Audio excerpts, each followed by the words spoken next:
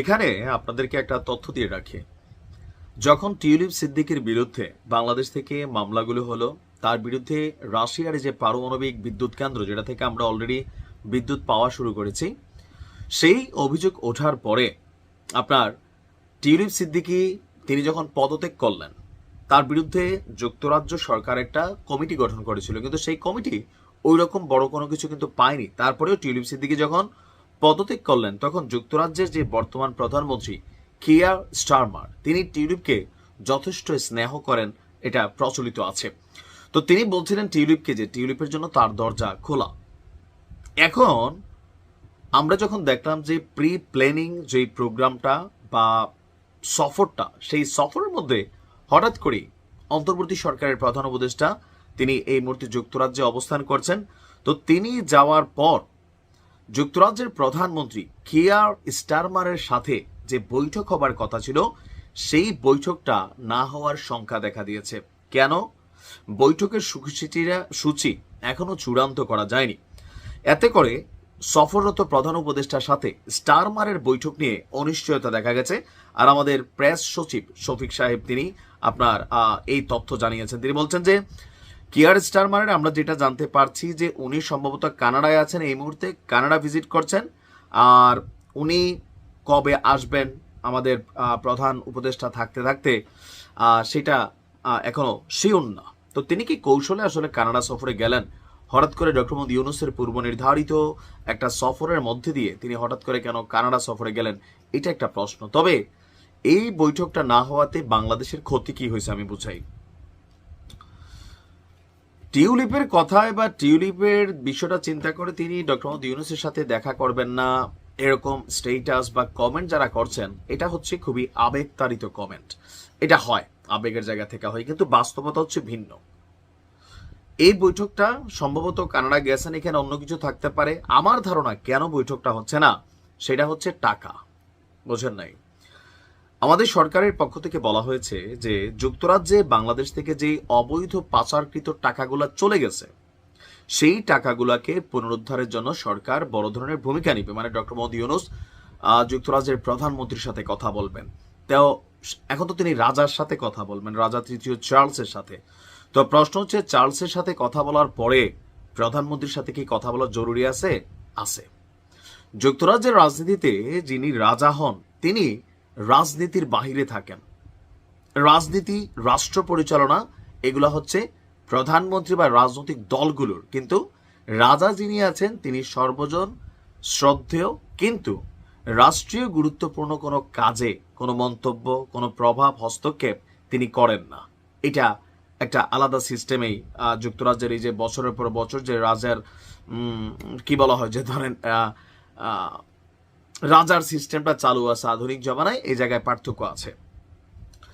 তো এখন স্টার কিয়ারমার তিনি যদি প্রধান উপদেষ্টার সাথে দেখা করতেন, আমরা যতদূর জানি আওয়ামী লীগের সাবেক ভূমিমন্ত্রী সাইফুজ্জামানের নাকি কয়েক বিলিয়ন ডলার বাংলাদেশ থেকে পাচার করছেন। তো এরকম আপনি যদি এখন দেখেন আওয়ামী লীগের অনেক নেতাকর্মী, তাদেরকে সেইখানে দেখা যাচ্ছে।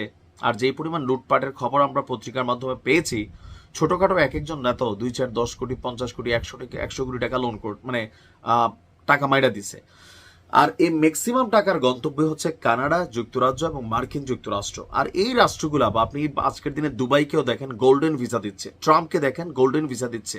টাকা আপনি কোত্থেকে আনছেন জরুরি না, তাদের দেশে টাকা ঢুকছে, আপনি বিনিয়োগ করবেন, আপনাকে ভিসা দিবে।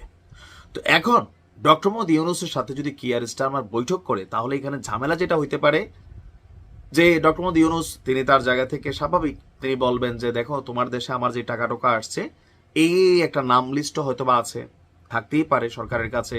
তিনি যেহেতু সফরে যাচ্ছেন, আলোচনাতে টাকা উদ্ধারের একটা বিষয় আছে, তো সেই জায়গা থেকে তিনি প্রধানমন্ত্রীর কাছে এটা চাইতে পারেন, দাবি করতে পারেন। তো দুর্নীতিমুক্ত দেশ হিসাবে, যুক্তরাজ্যের প্রধানমন্ত্রী হিসাবে স্টার কিয়ারমারকে অবশ্যই জবাব দিতে হবে অথবা একটা উত্তর দিতে হবে। তো বেটার হচ্ছে কি, prevention is better then cure, মানে সাক্ষাৎটা না করাই বেটার। সাক্ষাৎ করার পরে ডক্টর ইউনূস একটা ব্রিফিং করে বসলেন, অথবা গণমাধ্যমে বিষয়টা আসলো যে হ্যাঁ বাংলাদেশের 50 জনের 100 জনের তালিকা দিছে যুক্তরাজ্য সরকারকে, তো ওই টাকা টোকাগুলো তারা ফেরত চাইছে এবং কি সরকার বলছে দিবে। যদি না দেয় ইজ্জতের ইস্যু, আর যদি দেয় নিজেদের দেশের বিনিয়োগের ইস্যু, তারা তো এত সাদা সাদা না। আপনি আজকের দিনে যা দেখছেন, এই যে আমরা বলি ভারতীয় উপমহাদেশকে ইংরেজরা শাসন করতো, তারাই তো লুটপাট করছে একযোগে। তো সেই লুটপাটকারীরা আজকে আইসা অনেক ভদ্র হয়েছে, ঠিক আছে, কিন্তু অনেক কিছুতে এখনো তাদের সিস্টেম উল্টাই হাঁটে। তা আমার ধারণা যে পাচারকৃত অর্থের ইস্যুটাই এখানে হয়তো মেইন কজ, অথবা অন্য কোনো কারণে, ব্যস্ততার কারণে তিনি ডক্টর ইউনূসের সাথে দেখা করছেন না। আসসালামু আলাইকুম। আমি যখন এই নিউজটি করছি তখন যুক্তরাজ্যে সম্ভবত ডক্টর মোহাম্মদ ইউনূস তিনি ল্যান্ড করেছেন। গতকালকে রাতে আপনারা জানেন যে তিনি বাংলাদেশ ছেড়ে যুক্তরাজ্যের উদ্দেশ্যে 4 দিনের সফরে বের হয়েছেন। তো এই যুক্তরাজ্য সফর ঘিরে বেশ কিছু আলোচনা আছে। বিএনপির যিনি প্রধান আছেন এই মুহূর্তে আমরা ধরতেই পারি জনাব তারেক রহমানের সাথে সাক্ষাতের একটা বিষয় আছে।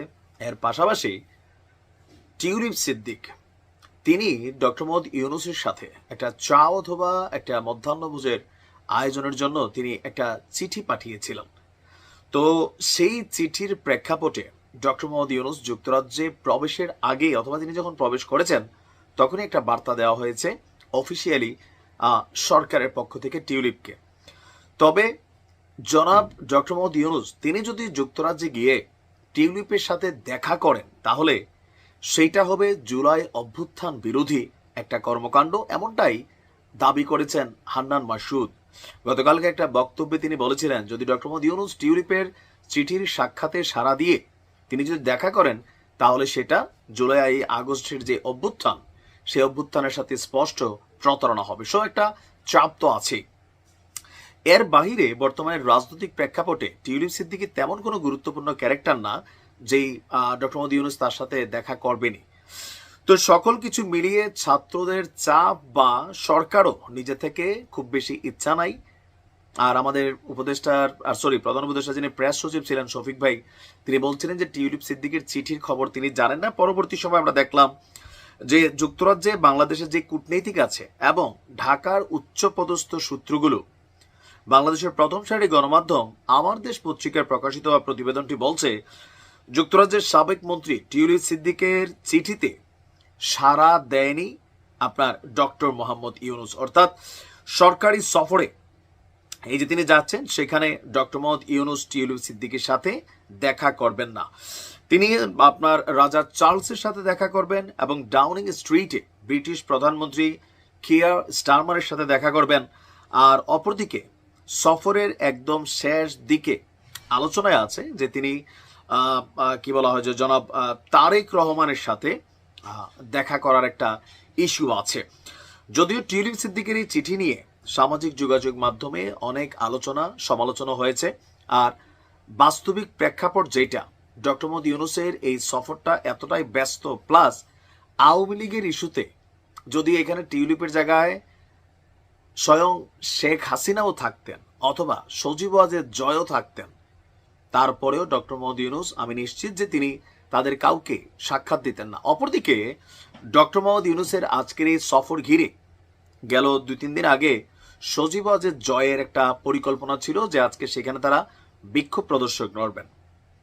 তো এখন সেই বিক্ষোভের বিরুদ্ধে আবার পাল্টা বিক্ষোভ করবে বা ওনাকে ওয়েলকাম জানানোর প্রস্তুতি নিয়েছে জামাত ইসলাম যারা প্রবাসী শাখাতে আছেন, এবং পিনাকি দাও দলে দলে মানুষকে ডক্টর মোহাম্মদ ইউনূসকে রিসিভ করার জন্য বা গ্রহণ করার জন্য, সেখানে স্বাগত জানানোর জন্য ইউরোপের যেই বিভিন্ন নেতাকর্মীরা আছেন বা ওনার অনুসারীরা আছেন তাদেরকে আহ্বান জানিয়েছেন। তো আজকে এখানে দুইটা দৃশ্যপট হতে পারে, একদিকে আওয়ামী লীগের বিভিন্ন স্লোগান শুনতে পারি, অপরদিকে আবার ডক্টর ইউনূস সাহেবের পক্ষে একটা অবস্থান তৈরি হতে পারে। আর পাশাপাশি টিউলিপ সিদ্দিকের জন্য দুঃসংবাদ হচ্ছে যে তার চিঠির জবাবে ডক্টর মোহাম্মদ ইউনূসের পক্ষ থেকে বা সরকারের পক্ষ থেকে বলা হয়েছে যে টিউলিপের সাথে তিনি দেখা করবেন না। ভালো থাকুন। আসসালামু আলাইকুম।